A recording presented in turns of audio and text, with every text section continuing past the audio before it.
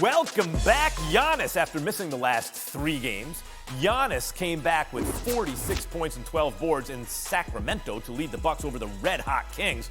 Milwaukee has the best record in the NBA, largely because they have Giannis Antetokounmpo.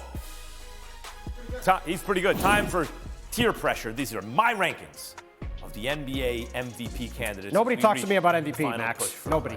Right. Nobody talks to me about it. That's right. As you can see, Megatron agreed with my receiver list. We'll see if you're as wise. I can't disagree with Calvin, so we'll see how it goes. Here's tier 3. Tatum, Lillard, Shai Gilgeous-Alexander. Here's tier 2. Giannis, and I would put him second, Jokic third. And in tier 1 right now, the guy who deserves the MVP is Joel Embiid. Not only are his numbers as good as anybody's, right? He's a better defensive player than Jokic. Obviously, you can do whatever you want with defensive box plus, ridiculous. Obviously, everyone agrees he's a way better defensive player than Jokic. He's just as good an offensive player. You want to say Jokic a little better, whatever.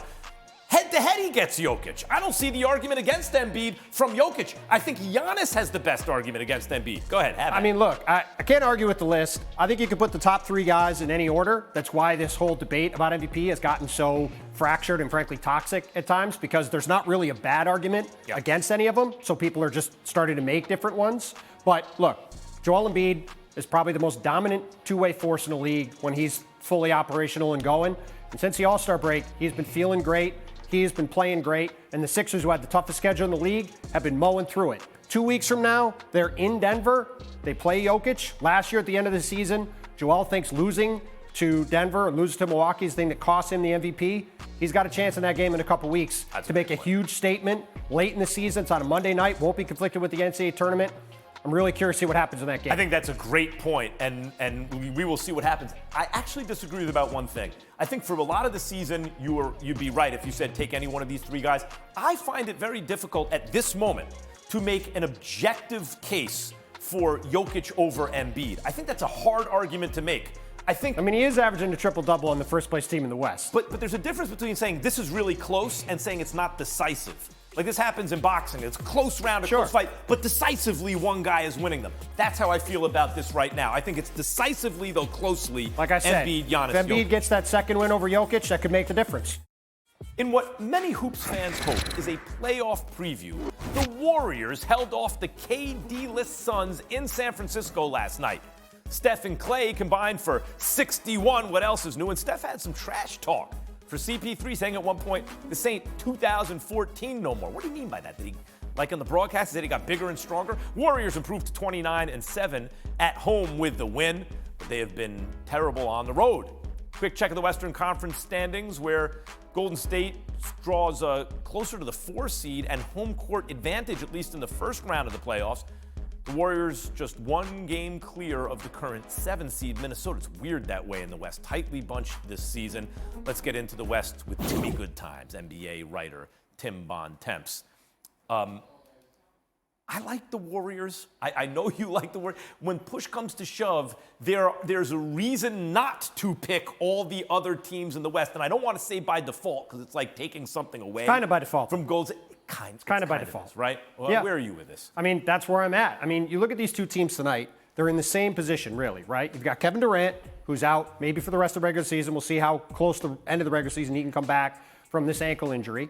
And then you've got the Warriors, who are waiting to see if they're going to get Andrew Wiggins back on the court. And you mentioned their road record is terrible. It's obviously been terrible all year. They've been dominant at home. They were dominant again last night. But this is really going to come down to, can they get Andrew Wiggins back on the court and get that 5-man unit we've talked about a bunch of times with Steph, Clay, Draymond, Andrew Wiggins, and Kevon Looney? That's the best lineup in the league. If they have those 5 guys ready to go at the start of the playoffs, I'm taking Golden State over everybody. Yeah, I don't know if it was you or Legs who brought this up. I'm getting my Tims confused. But, you know, like, how do you describe, what do you ascribe the home road split? It's so crazy. It's so stark. They can't. Well, I mean, if you're a veteran team and you're dealing with injuries and you're pacing yourself because you know what it's about in the playoffs, maybe you don't go all out on the road. You save that for the home. Yeah, I mean, I don't even know if... That makes sense to me, but that suggests they could turn it on for the playoffs. Yeah, I don't even know if I buy that. I mean, the Warriors are, I think, just frustrated about it as everybody else. It's been one of the more inexplicable things we've ever seen. The only teams with less road wins than them are Houston and San Antonio, who are both awful. Doesn't make a lot of sense. It's weird. Well, I mean, that's one way to make some sense of it. All right, I've been saying about KD this whole time, and look, I know he's hurt now and everything. There's big downside, and also big upside for KD and Jokic and these like superstars now in the Western Conference. But there's real pressure. Like if Steph gets by you, Jokic, it's a problem. 3 times MVP potentially, and you can't really get it out of the West. KD, he can't come back to the conference, have Devin Booker and CP3 with him, and Steph, who won before he was there, while he was there, and after he was there, knocks him out or goes farther. That's a disaster. It's like Steph is dealing with all upside. He wins the chip this year. Oh my God, he's shooting up the top 10 rankings. But there's real downside here, real pressure on KD and Jokic, I feel. I don't really agree about Kevin Durant. Obviously, it would help him if he wins another championship. I don't think there's a lot of downside for him. Jokic is, to me, where all the pressure is. You look at where Denver is. You mentioned that he's got a good chance to be a 3-time MVP. He's got a chance to make history that way. Denver's going to have the best record in the Western Conference. They've been a dominant home court team. We talked about how wide open and, frankly, not very good the Western Conference is. If you're the Denver Nuggets and you don't make the NBA Finals with the 3-time MVP, with home court advantage, with a dominant home court advantage, it says a lot about Nikola Jokic. I think it's all downside for him if they don't get there. That's right, especially when Jamal Murray is a proven playoff performer, at least in the bubble. But you and I just disagree about KD. This entire era, if Steph gets by him, right, and goes on to win the whole thing, forget about LeBron KD. That's over. It's LeBron Steph. That's huge.